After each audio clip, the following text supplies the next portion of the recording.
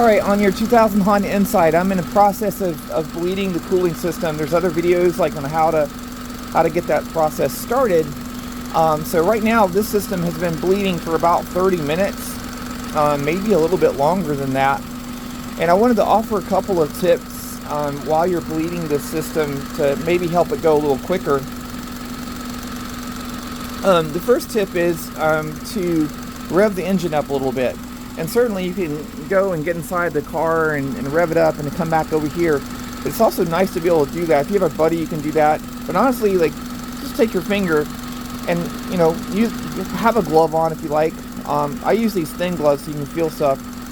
And be careful. There's obviously some hot surfaces back in here. And if you take your finger and under the air boot right here, there's a guard that protects the throttle body cable ratchet right there. And if you put your finger right back here in this space and just feel around a little bit, you're going to feel the cable kind of go down just a little bit. I don't know if you can really see my finger down there. So once you feel the cable, you still just give it a little tug. And usually you'll see a little bubbling action happen. So sometimes just revving the engine a little bit will help out. The other thing I wanted to offer would be to grab your radiator hose. Again, you want some gloves on. These are fine for this purpose. This is not a hot. This is coming out of the radiator, so it's not really warm right here, honestly. So you can just come in and squeeze your radiator hose, and just there you saw some more bubbles come up. So that's another area where you can like eliminate some bubbles.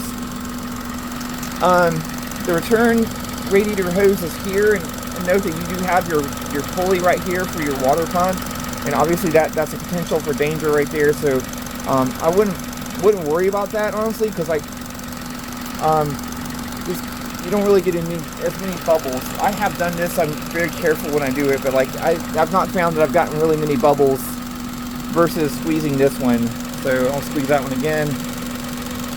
So this can take anywhere from 30 to 40, 50 minutes to an hour, depending on, you know, how many air pockets you have in your system. So be prepared to like hang out with your car for a while.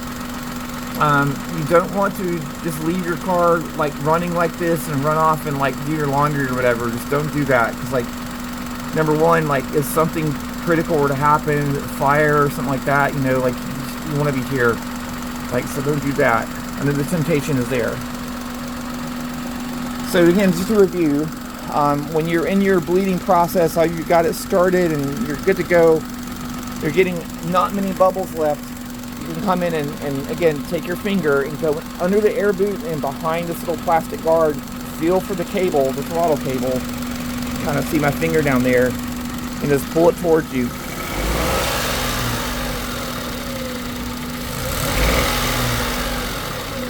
You get a few more bubbles to come out that way, and again you can squeeze this radiator hose too, and you can sometimes get a couple bubbles to come out there.